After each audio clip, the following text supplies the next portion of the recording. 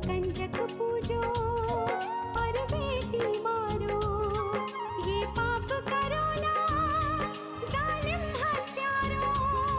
मत पाप करो, मत पाप करो। क्यों मारते हो बेटियां जब पूजते हो कंजकी। तुम्हें माँ ने जन्मा और दूध पिलाया, इस दूध का तुमने ये कर्ज चुकाया, ये कर्ज चुकाया। बेटी की हत्या का पाप कमाया। मत पाप करो, मत पाप करो। क्यों मारते हो बेटियां जब पूजते हो कंजकी। बिन बिटिया स्वर्ग अधूरा। आपने मेरी बच्ची के लिए बहुत कुछ किया, बस एक मेहरबानी और करना, ये बात गांव में किसी को पता ना चले, नहीं तो हमारे गांव में बहुत बदनामी होगी। हम मालती की तरफ से थाने में रिपोर्ट दर्ज करवाना चाहते थे। हाँ हाँ बिल्कुल कराइए, ऐसे इंसान को तो कभी नहीं छोड़ना चाहिए। डॉक्टर, एफआईआर लिखवाने के लिए हमें अस्पताल की रिपोर्ट की जरूरत पड़ेगी। तो वो दिन था चाचा जी और आज का दिन है। वो क्या, उसकी परछाई तक गांव वापस लौट कर नहीं आई। अहो भाग्य, हमारा जीना सफल हो गया ठकराइन।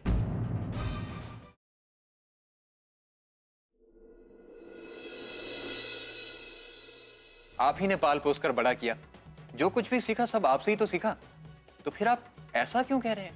बेटा, तेरी ये दिलेरी, तेरी ये दबंगई, तेरा ये रौब जो है ना, ये सारे गुण इसके अंदर होने चाहिए।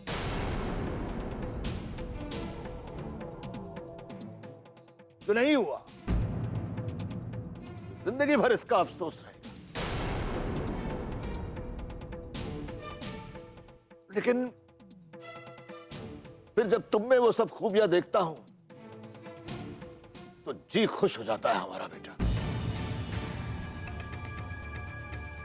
हमारा वो क्या है, हाँ, अक्स अक्स नजर आता है हमारा तुम। लेकिन काश तुम हमारे बेटे बन के पैदा हुए होते। ठाकुर साहब, आप दुर्गम की तुलना नारायण से कैसे कर सकते हैं? हर इंसान एक जैसा तो नहीं हो सकता। हर कोई एक जैसा नहीं हो सकता, एक से बढ़कर तो हो सकता है ना। इस बात का तो हमें दुख है कि नारायण हमारे जैसा नहीं हुआ। ना हमारी जैसी सोच है, ना हमारे जैसे जीने का तरीका है। हम अगर ये हमारी जैसा होता ना, तो आज उस लक्ष्मी को ये शय नहीं मिली होती। उसकी हमारे सामने खड़े होकर जो आंख मिलाने की हिम्मत पैदा हो गई है ना, वो कभी नहीं हुई।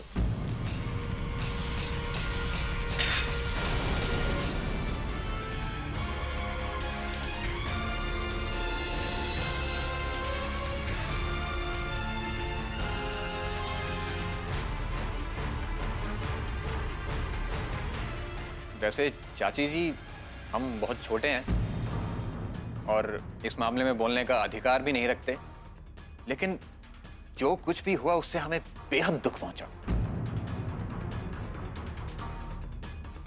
हम तो सोच भी नहीं सकते कि लक्ष्मी भाभी ऐसा कर सकती हैं। भाभी, भाभी नहीं, भाभी मत कहे उससे बेटा। उससे हमारा कोई रिश्ता नहीं है। नहीं चाचा जी, रिश्ता तो उनसे हमारा है, नफरत का रिश्ता। अरे जिसने आपके दिल को ठेस पहुंचाई हो, मैं उसे कभी माफ नहीं कर सकता। एक ना एक दिन मैं इसका बदला जरूर लेकर रहूंगा। वाह, शाबाश दुर्गम, हमें तुमसे यही उम्मीद। हमें पूरा यकीन था कि कोई हमारे उसूलों की कद्र करे ना करे, लेकिन ये जरूर करेगा।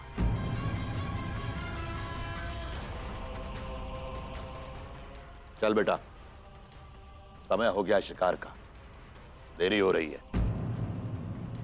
चल।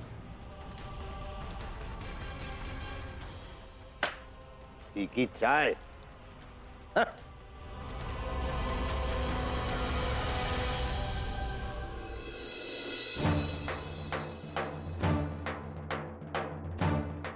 ठकुराइन, ये दुर्गम भैया जी तो ठाकुर साहब के बदले की आग को और हवा दे रहे हैं। दुर्गम का आना तो मुझे भी बहुत खल रहा है। कोई अनहोनी ना हो जाए, इसका डर सता रहा है मुझे। हे भगवान, अपनी कृपा रखना, कृपा रखना अपनी। ये सुबह कितने बजे की बात है? सुबह के 9 बजे होंगे थानेदार साहब। मैं और इंद्रजीत हम लोग मंदिर से लौट रहे थे, गाड़ी में बैठने लगे तो हमें मालती के कराहने की आवाज सुनाई दी।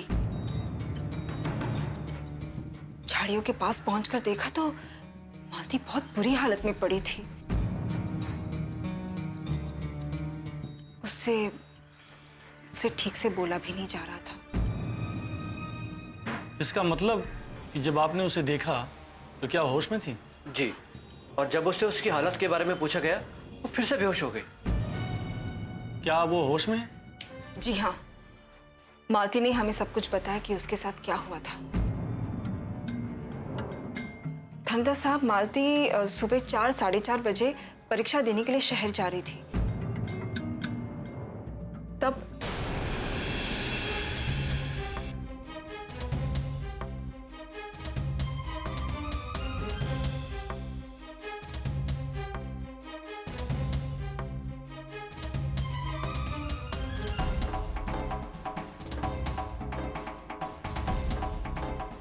ये घटना कल की है, रिपोर्ट आप लोग आज दिखा रहे हैं? मैंने इन्हें मना किया था थानेदार साहब, हम गरीबों के पास इज्जत के सिवा और होता ही क्या है, और वो भी उस नीच ने।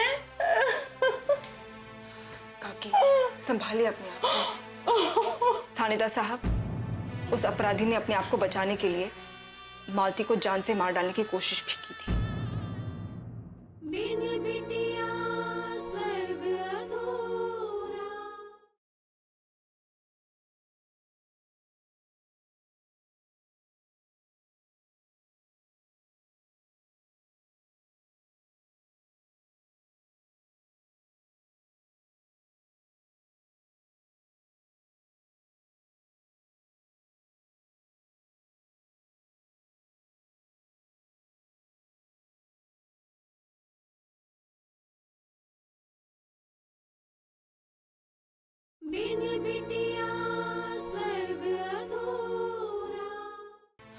काकी, संभालिए अपने आप को। थानेदार साहब, उस अपराधी ने अपने आप को बचाने के लिए मालती को जान से मार डालने की कोशिश भी की थी।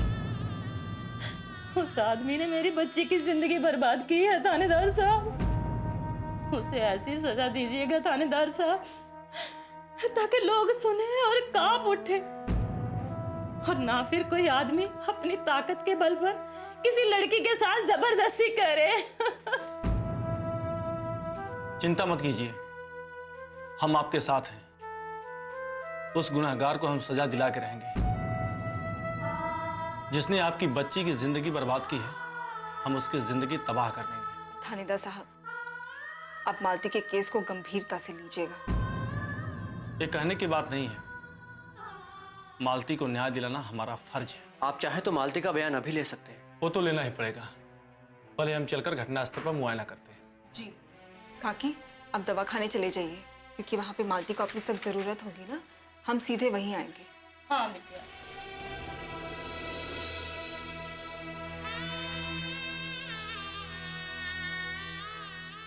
आपकी बहुत बहुत मेहरबानी बिटिया। मालती को दवाखाने पहुंचाकर आपने उसकी जान बचाई। ये आप क्या कह रही हैं काकी?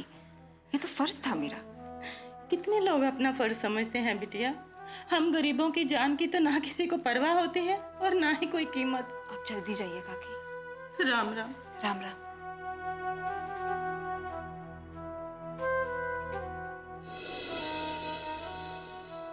इंस्पेक्टर साहब, चाहे जो हो जाए, लेकिन मालती का अपराधी बचना नहीं चाहिए।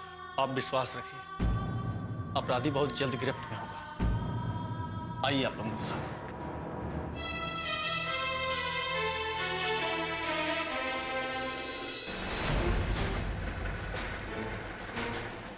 बस बस थानेदार साहब, यही रोकिए।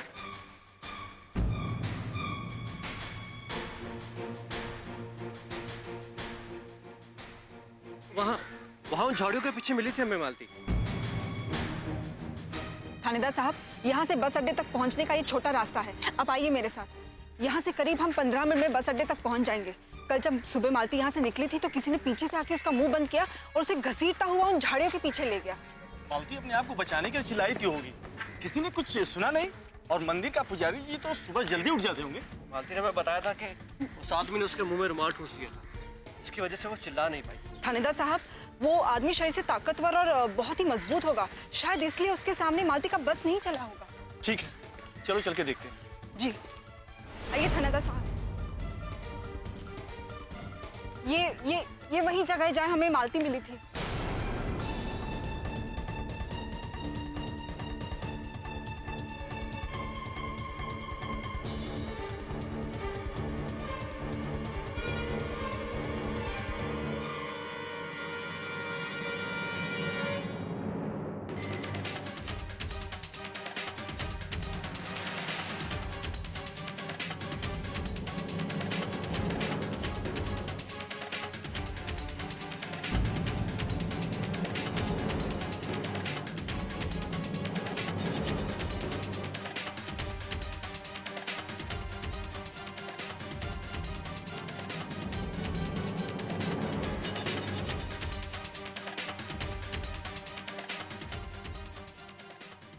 यहाँ तो बहुत कम लोगों का आना जाना है, इसलिए मुझे लगता है कि यहाँ कोई न कोई सुराग मिलना चाहिए। हवलदार, एक काम करो, इस पूरे जगह की अच्छी तरह से तलाश दो। कोई भी जगह छूटनी नहीं चाहिए।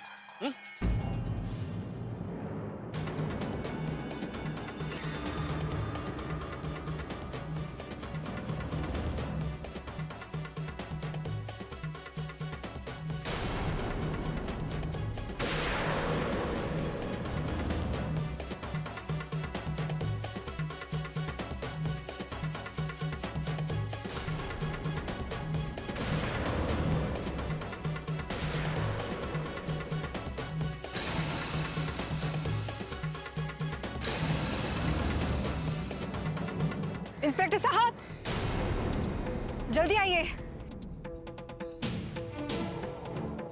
देखिए मुझे क्या मिला, यहाँ झाड़ियों में पड़ा था। ये तो त्रिशूल वाला लॉकेट है। थानेदार साहब, हो सकता है कि ये लॉकेट उसी आदमी का हो। काश काश अंधेरा ना होता और मालती ने उस आदमी का चेहरा देखा होता ना, तो उसे पकड़ने में इतनी मुश्किल नहीं होती। कोई बात नहीं, आज एक सबूत मिला है, कल दूसरा मिल जाएगा। कड़ी से कड़ी जुड़ती जाएगी और जल्द ही वो अपराधी हमारी गिरफ्त में होगा।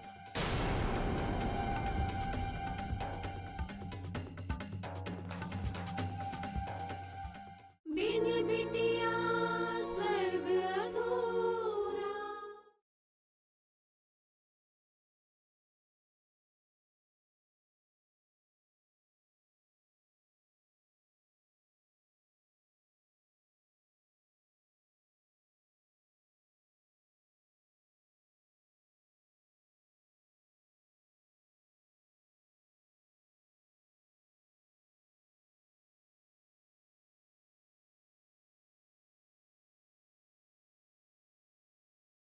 बिन बिटिया स्वर्ग अधूरा।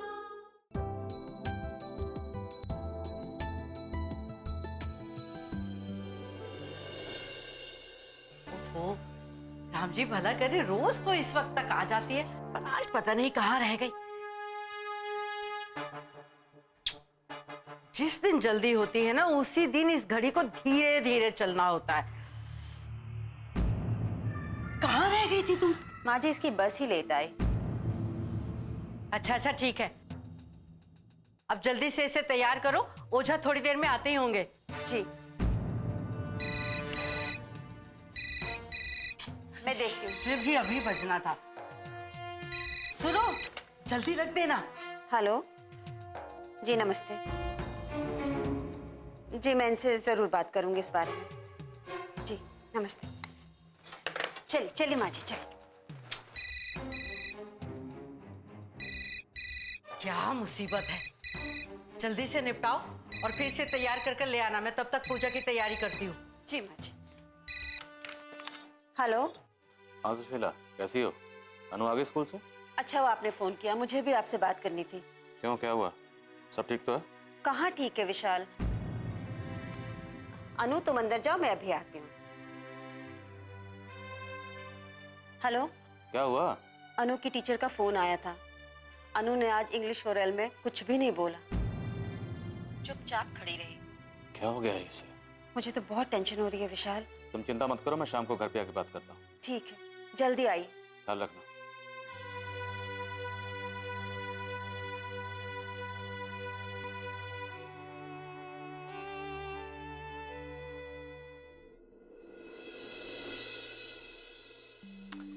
अरे यही तो वो फाइल है।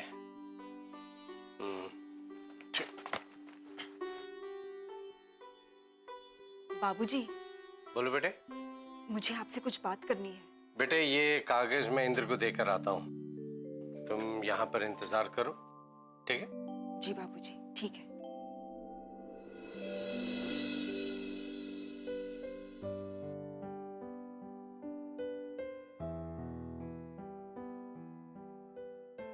इंस्पेक्टर साहब, जल्दी आइए।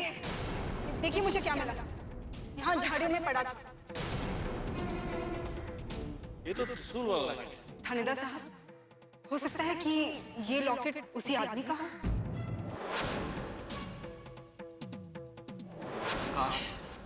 काश अंधेरा ना होता और मालती ने उस आदमी का चेहरा देखा होता ना, तो उसे पकड़ने में इतनी मुश्किल नहीं होती। कोई बात नहीं, आज एक सबूत मिला, कल दूसरा मिल जाएगा, कड़ी से कड़ी जुड़ती जाएगी और जल्द ही वो अपराधी हमारी गिरफ्त में होगा। किसका है वो लॉकेट?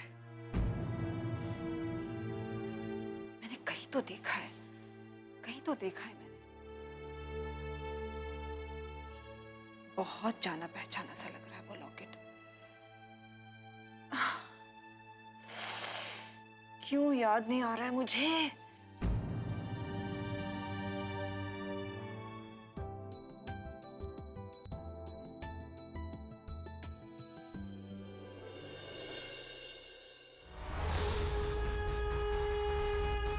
आइए ना बाबा जी।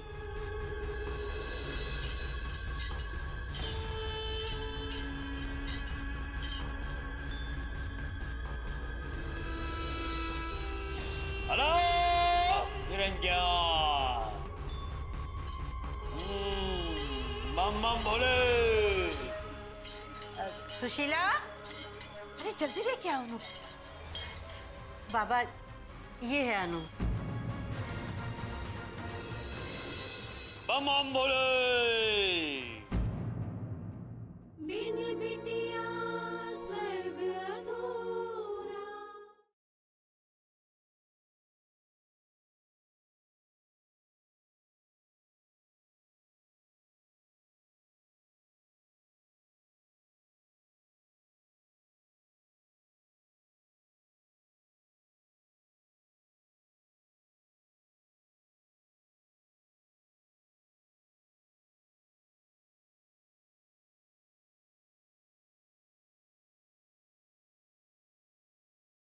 बिन बिटिया स्वर्ग अधूरा।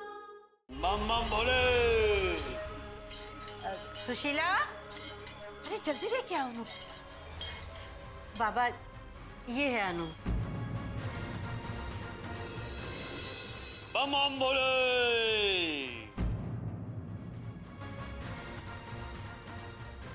अलग निरंजन।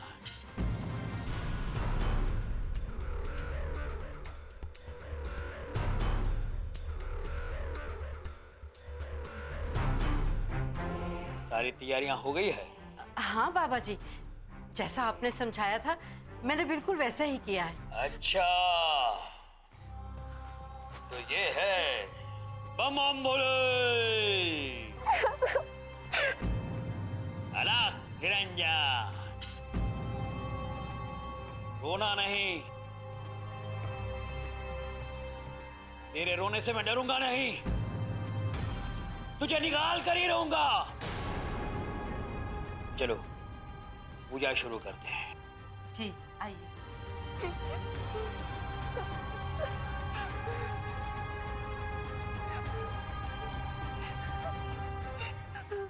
कुछ नहीं होगा अनु, कुछ नहीं होगा, मैं हूं ना। चल चल।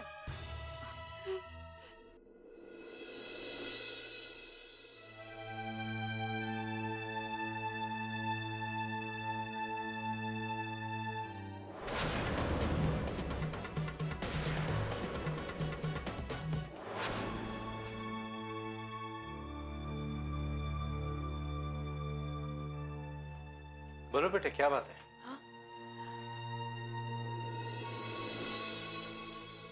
बाबूजी, जब मैं उस जगह पर पहुंची पुलिस के साथ जहां हमें मालती मिली थी ना, तो उस जगह मुझे एक लॉकेट मिला। लॉकेट? जी हाँ, लॉकेट, त्रिशूल का लॉकेट। बेटे, हो सकता है कि वो लॉकेट उसी अपराधी का हो। हाँ बाबूजी, हो सकता है। इससे तो पुलिस को उसे पकड़ने में बहुत मदद मिल जाएगी। हाँ बाबूजी, मदद तो मिल जाएगी। तो फिर तुम इतनी परेशान क्यों हो रही हो?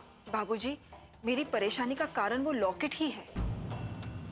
जब से मैंने उस लॉकेट को देखा है ना बाबूजी, वो मेरी आंखों के सामने से हट ही नहीं रहा है।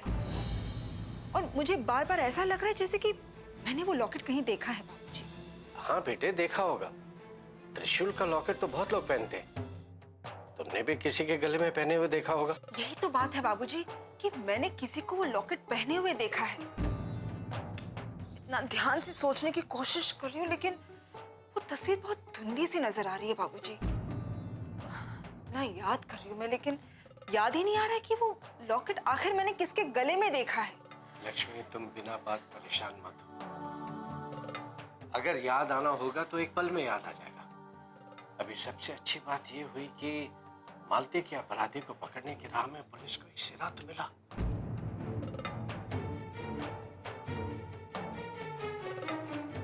जी।